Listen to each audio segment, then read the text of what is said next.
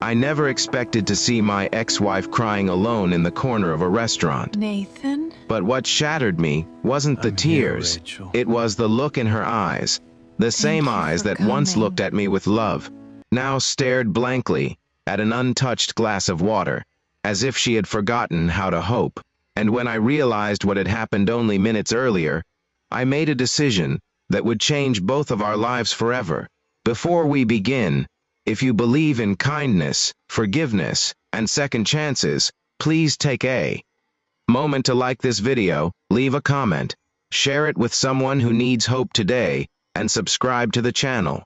Your support helps us bring more heart-touching stories to life.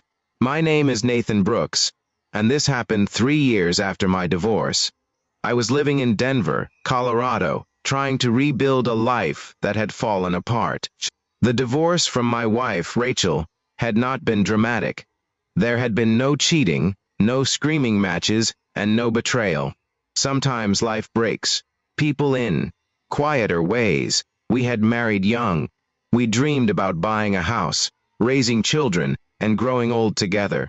But life had other plans. After our son passed away shortly after birth, grief settled between us like an invisible wall.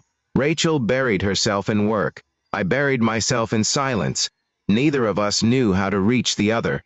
Month after month, we drifted farther apart until we became strangers, sharing the same home. Eventually, we signed the papers. I remember standing outside the courthouse that day, watching her walk away. Part of me wanted to run after her, but neither of us did. And just like that, 12 years together became a memory. The years that followed were lonely. I dated occasionally, but never seriously. No matter who sat across from me, some part of my heart compared them to Rachel. Not because she was perfect, but because she was home. Then, one rainy Thursday evening, everything changed. I had stopped by a restaurant downtown after work. The place was crowded with couples, business meetings, and families celebrating birthdays. I was waiting for my order when I noticed a familiar face near the window. At first, I thought I was imagining things. But then she turned slightly. Rachel. She looked older. So did I. Life had left its fingerprints on both of us. She was dressed beautifully, her hair carefully styled, her makeup subtle and elegant. It looked like she had made an effort for something important. Then, I noticed the empty chair across from her. A few moments later, I watched a man stand up from that chair. He shook his head impatiently. He said something I couldn't hear. Rachel's face immediately fell. The man grabbed his coat and walked away. Just like that, leaving her sitting there alone. I don't know why it affected me so deeply. Maybe because I remembered every tear she had ever cried. Maybe because, despite everything, seeing her hurt still hurt me. For several minutes, I stood frozen. Part of me thought I should leave. Another part told me to mind my own business. But my heart refused. Before I could overthink it, my feet were already moving. I walked across the restaurant. Rachel looked up. Surprise flashed across her face. For a moment, neither of us spoke. Years of memories sat silently between us. Then, I gently asked if I could sit there. She stared at me for a second before nodding. The sadness in her eyes softened ever so slightly. I sat down. The silence felt strange at first, but strangely comforting, too. Outside, rain tapped softly against the windows. Inside, old memories slowly came back to life. Eventually, Rachel explained what had happened. Her friends had convinced her to try a blind date.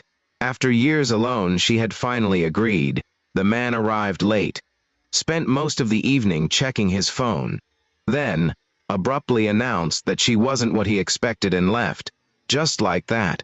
As she shared the story, she tried to laugh it off. But I could hear the hurt beneath her words. What struck me most wasn't the rejection.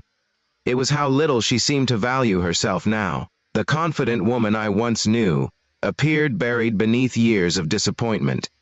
And that realization broke my heart. We ended up talking for hours about work, about family, about the years that had passed, about things we had never truly discussed during our marriage. For the first time, we talked honestly about our son. For years, both of us had carried that pain alone. That night, we finally shared it. There were tears, long silences, moments when neither of us could find the right words. Yet somehow, those moments felt healing. When the restaurant finally closed, neither of us wanted to leave. Standing outside beneath the streetlights, I realized something terrifying. I still loved her. Not the version I remembered. Not the young woman I married. The woman standing in front of me. The woman who had survived heartbreak and loneliness, and somehow kept going. Over the following months, we met. Regularly, coffee became lunch. Lunch became walks through city parks. Walks became long phone calls that stretched late into the night. Slowly, walls that had taken years to build began to crumble. For the first time in our lives, we learned how to talk about pain instead of hiding from it. One autumn afternoon, we visited a small lake outside Denver. The trees were painted gold and orange. The water reflected the sky like glass. Rachel sat on a bench, overlooking the lake. For a while, we simply watched the leaves drift across the surface. Then she admitted something she had never told anyone. After our divorce, she blamed herself for everything. She believed she had failed as a wife, failed as a mother, failed as a person. No matter how successful she became professionally, she still felt broken. Hearing those words was devastating, because I had spent years carrying the exact same guilt.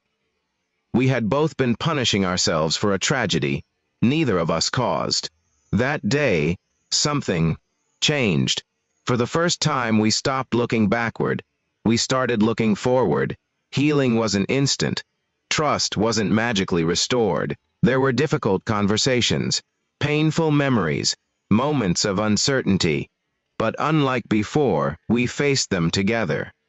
One step at a time. One conversation at a time. One day at a time. Then came the evening that changed everything. Exactly 1 year after I found Rachel sitting alone in that restaurant, I took her back there. The same table, near the window, was available. The same rain gently fell outside. Rachel smiled as she recognized the place. Neither of us needed to explain why we were there. We remembered. We remembered the rejection, the loneliness, the unexpected reunion, and the second chance that followed. That night I reached into my pocket and pulled out a small box. Tears immediately filled Rachel's eyes. Not because of the ring, but because of everything it represented. Growth, forgiveness, healing, hope. Sometimes, life gives us a second chance disguised as an ordinary moment. A random Thursday, a restaurant table, a simple question. "Can I sit here?" Rachel said. Yes, and this time, we both understood what love truly meant. Not perfection, not fairy tales, not never hurting. Love is choosing each other after the storm. Today, Rachel and I have been remarried for 2 years. We still visit that restaurant every anniversary. We still sit at the same table. And every time we do, we're reminded that some endings aren't really endings at all. They're simply pauses before a better chapter begins. Before we reach the end of this story, I have a special request. Please comment below. I believe in second chances. Your words may encourage someone who is struggling right now. And if this story touched your heart, moved you emotionally, or reminded you of someone you love, please take a moment to like, share, comment, and subscribe. Your engagement helps these stories reach people who need hope, healing, encouragement. As I look across the table at Rachel today, I often think about that lonely evening years ago. The evening when a man walked away from her. At the time, it probably felt like another heartbreak. But sometimes what feels like rejection is actually redirection. Because, if that blind date had gone well, I might never have walked across that restaurant. I might never have asked that simple question, and we might never have found our way back to each other. Sometimes, the most Beautiful chapters begin when everything seems lost. And sometimes, all it takes is one person willing to sit down and stay,